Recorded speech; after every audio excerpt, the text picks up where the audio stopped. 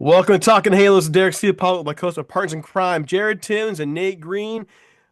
We are in a good mood. At least I am. Jared is, and Nate, well, I don't know. Grinch? Always in a good mood. He'll find a way. Okay. We'll find a Always in way. a good mood. We'll find a way. We'll All right. find a way. Well, because we have forgotten more recently, real quick, here's a word from our sponsors. Okay, folks. It's our Sunday show, and we have a lot going on. A lot going on. Most importantly, Angels took 2 out of 3 from the Guardians, and in the process scored 22 runs over the course of 3 games over what should have been, or what is thought to be, a decent Guardians pitching staff. They overcome 3 home runs from Jose Ramirez on day one. They put up 10 runs in game two, and then today just kind of workmanlike. Put those 6 runs across the plate, take 2 of 3. The Angels are now 6-2, 6-3, 6-3. Six and Six three. and three. 6-3. Didn't expect that. Didn't expect that. So, going right away to negative Nate because we have to get our fill of negative Nate. How are you feeling right now with the Angels series win? Their third straight series win to open the season. Any- Huge. Super exciting. Kyron Paris was able to play this week thanks to some things happening and Kyron Paris getting in the game. I know he didn't have the best Saturday game, but came back, hit a bomb today, played really, really good on Friday. And clean baseball. The Angels made one error all weekend. Cleveland made four. And that's a good recipe for disaster, making 4 errors in 3 games. So big for the Angels to get these wins and figure out a way to finish baseball games because their starters were at best this weekend, and they were able to figure out how to piece things together and get it done. So it's huge. just to quickly, what you pointed out was the errors. Well, I'm in Akron. I had the Guardians broadcast on TV because because the Angels broadcast is blacked out for me when they're on TV here. And the post game was all Stephen Vogt, the manager for Cleveland, talking about their poor defensive play and how they got to fix it. So rings true. 4 errors, heard some Angels, just 1 error. Jared, your thoughts on the weekend series? Yeah. Contrary to what Nate said, I thought the pitching gave him again a chance to win. So I mean, it wasn't as bad as Nate's making it out to be. So you give him a chance you give the Angels a chance to win. And that's what they did, minus the opening series, which the Angels came shutting one of the best players in baseball down.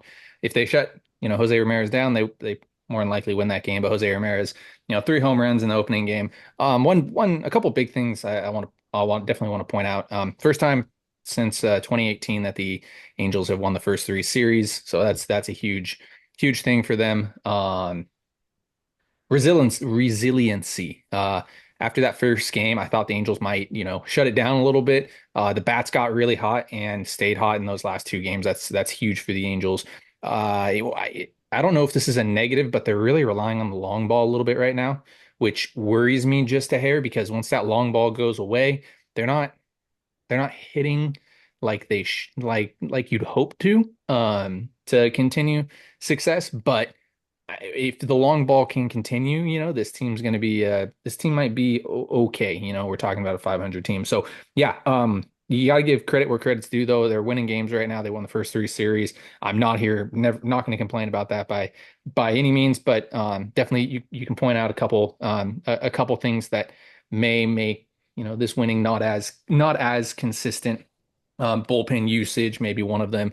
A couple little injuries this series, which definitely injuries scary, especially when you you lose 2 of your 4 infielders or 2 of your 6 infielders in one game. In Moncada and Renifo. Good thing Renifo came back, hit the home run the night after. But and then you taking Ryan Zefferson out of a game, and he still looked a little bit hobbled on today Sunday when he pitched. So yeah, you tip the cap when you can. So tip the cap to the Angels for winning ball games. They're 6-3. I think for the first time since 2021, they were running the first three series of the year since for the first time since 2018. So I'll take it where we can get it. It's a fun that definitely didn't expect them to do what they did to Tanner Bybee though. That's a huge thing. You don't expect a team to go out and put up 7 against a potential Cy Young candidate. So yeah, again, I'm going to say it, and you can play the drinking game if you want. Tip the cap to the Angels. We'll give credit where credit is due because they're winning ball games right now, and I like it. Winning the ball games, like all I've been asking for is to see growth. And I forget the word you use. The word I use is I think you use resilience. I go grit. You lose a tough one on Friday night. You come back the last 2 games, put up 16 runs. You outplay them. You have injuries. I mean that's some grit that they showed in the last 2 games. And when you don't have all the talent you need to win, you need grit. And they've displayed that in this last couple of games. They've displayed it thus far this season. And as we're looking at these games now, the only thing that concerns me really is pitching. I'm not worried about the long ball for the next week because of where they're going to be playing, Tampa Bay and Houston. But I do share concerns long term that it's going to be a problem. So we're looking forward to some other news before we get into the actual Tampa Bay series. Zack Neto is playing games in Salt Lake City. Whew. Played Okay, shortstop. He played shortstop 2 nights ago. Played shortstop again today. So he's getting close to joining the Angels, which is a huge boost, I'd say, to the so lineup as well. what are you thinking? Texas, the I Texas s- series.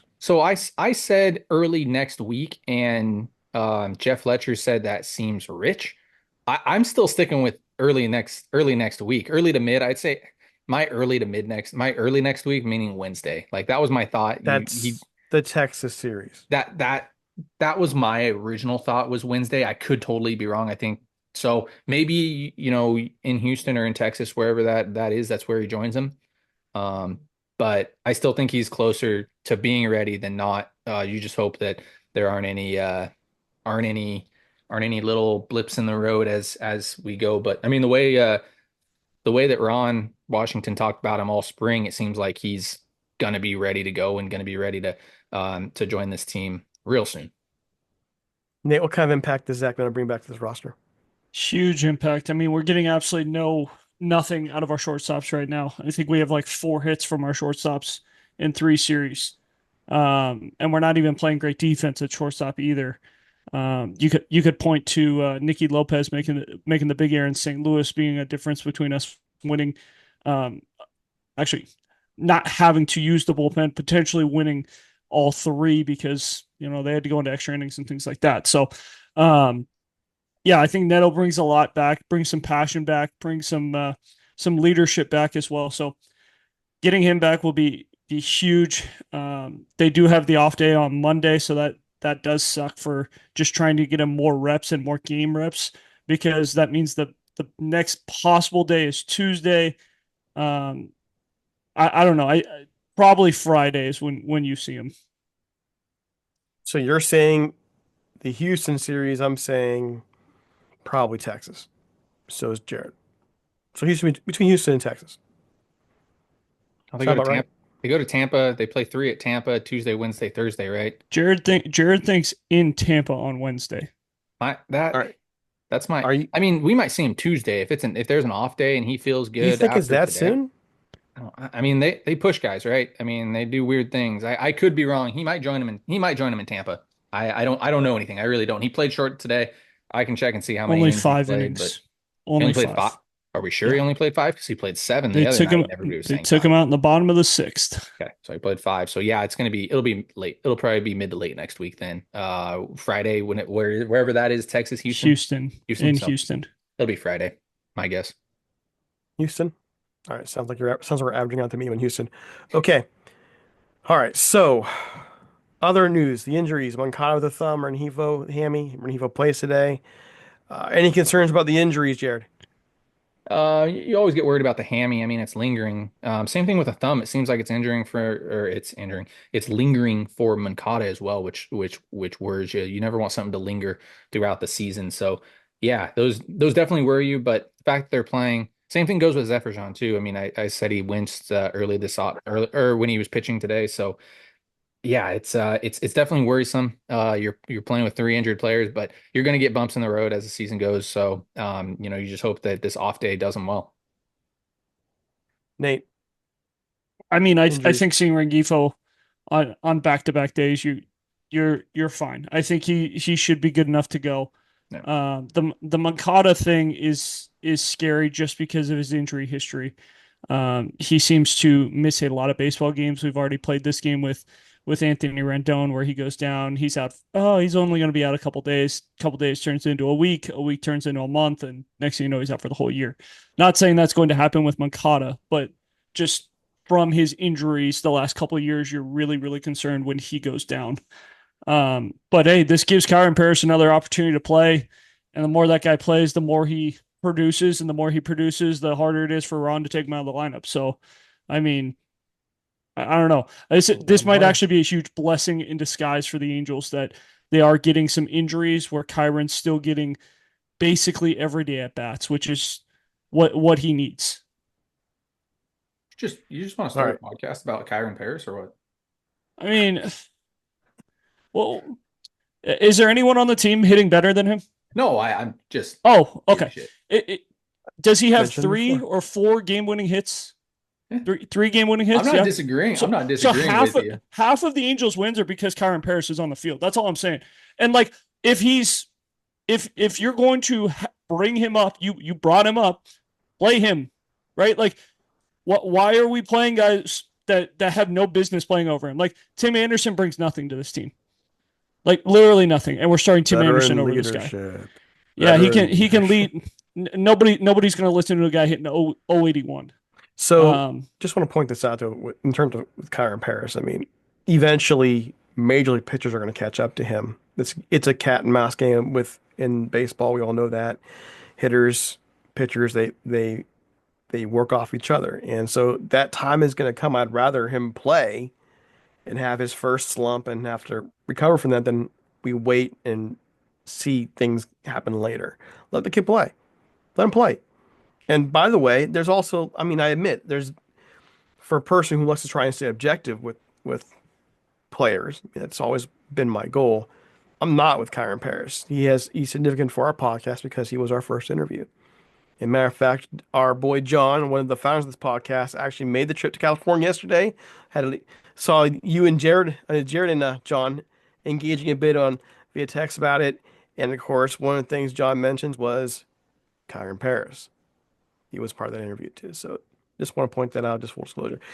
Um, we're looking at Michael Darrell Hicks getting the call in the meantime, guys. Jared, Yeah, tell friend of the us all show. about him. Friend of the show. I mean, I've been in on Michael Darrell Hicks for a little while now. Absolutely love him. Great story behind him as well. So I couldn't be happier for him to finally get the call. I've been saying it for I feel like 2 years now since he got brought up to Rocket City. I mean, he's going to be mid 90s with some run, slider or sweeper cutter. I mean, I'm interested to see how it plays at the major league level. It's somebody else that I've been hoping the Angels give a chance to because he could be a part of the future in the bullpen. I know the bullpen's volatile, but yeah, he's an interesting person, and like I said, friend of the show, so can't be happier for him to come up and shout out to his parents, Barton Rose as well. That's pretty cool. Tell us more about like where you see him fitting in the roster, though. I he's I mean, anytime you can find mid to upper 90s with run and two really good out pitches, and you didn't draft him, he was an undrafted free agent. If he can get you outs at the major league level, that's awesome. If they're high leverage outs, that's even cooler. But yeah, I think you got to start him in low leverage situations at the moment and see where it goes from there. But I think that it's definitely worth bringing him up. I thought he should have got brought up last year to see what he brought to the table. Thought he had a decent spring, not a great spring. He'll tell you he had a bad spring, I bet. But I thought he had a decent spring, and I thought he should have gotten more of a look. But yeah, you got to definitely start him in some low leverage situations, and I think that he's a Jacksonville State alum, so He'll probably get his first outing in Florida, which is kind of cool. Pretty close enough to the family and friends out there. Any thoughts, Nate? It's unfortunate the way that they went about that, though. I'm super happy for Michael Darrell Hicks. Very unfortunate to let go Hans Kraus in the middle of that. You Hans know why? Kraus Do got you know why hurt they let him go? because he probably needs TJ, is what it looks like. Yeah, I think so. Um, but that makes it even worse in my opinion. Well, Like, I don't know how it works either. I'm gonna guess that roster wise, you let him go. But insurance wise, like for people that are worried about that, like you know, he's getting covered perfectly fine on that side. So they did the same thing with Christofac too. So I mean, yeah, for all I we know. know, they might pick Christofac back up again when he's healthy. You know, I don't know if that'll be the case or not. But same goes with Hans Kraus. Like it's hard to roster somebody who just had TJ or is having TJ. I mean, Stinks. they rostered Jose Quijada for how long when he had TJ. Like they played that game before. It's a 60-day IL spot. It's not like you're actually carrying him on the real roster where it's like, oh, we can only play with 25 for the rest of the year because Hans Kraus is on the roster even though he can't pitch. Like, no, this is a 60-day IL spot most likely. If it is TJ, which it looks like it is going to be. So just another way the Angels are being cheap of, hey, let's not pay this guy major league salary for being on the IL for the entire year, even though he was a big part of the bullpen last year and things like that. So um, I think he had a 2.5 or 2.6 ERA last year for them, which was pretty important for their 25 wins or whatever they had last year. So No. I mean, looking forward now to the rest of the week. Is it me or did the Major League Baseball really kind of schedules the Angels weird? Yeah, you get three Two off series on days, the road, three off home for days one quickly. home for one series, and then back on the road again for Well, three more series. they were, I think the Angels were supposed to be at home against Tampa, but they switched that because Tampa's playing outdoors and they didn't want to I think that's what happened. I think the later series against Tampa got moved to Anaheim. I'm pretty sure that's what happened actually, because they're So playing outdoors and they didn't play want to them be in in the rain. Yeah. so they want to play them in like 95,000 degree heat, Possibility of rain and things like that every day. Yeah. Yeah, pretty that's much. tough. Yeah. All right. So is a strange schedule. The Angels will play one home series the first 20 days of the entire season. They'll finally get their home series against San Francisco on April 18th. They'll pick that up. So here we go. Here is our pitching matchups for the Tampa Bay series. Kyle Hendricks versus Shane Baz on Tuesday night, 7:05 Eastern, 4:05 Pacific. Yusei Kikuchi against Ryan Pepiot on Wednesday night. Soriano versus Zach Littell on Thursday afternoon, a 10 a.m. or 10:10 a.m. Pacific time start time. Here we go. Make your predictions. Just so you know, Jared is 1-1. Nate's 0-2, and I'm 0-1 in our series predictions, and I'm a happy 0-1 because that means that they beat the Guardians 2 out of 3. I'm glad to be wrong. Going to Nate first. Nate, who do you have this series and why? yeah, Tampa is going to win 2 out of 3. I can already start there. I really like Ryan Pepio. I think Pepio is legit. Really good trade for Tampa. Pretty normal trade. Trade a guy who's about to make $25 million for a guy who's major league minimum, and just insert him into the rotation and be just as good. This is the series where I'm really scared about Kyle Hendricks, because the ball is going to fly this weekend or this week. Um, we have seen the ball already fly so far in Tampa Bay. There have been a lot of homers, and I know some people are already like, "Uh oh," especially in for the Athletics and for the Rays. Both teams are kind of like, "Uh oh, this could be a little bit lopsided with how things work." But so yeah, the Kyle Hendricks thing scares me, and then Pepio, I just think that he's gonna be real tough.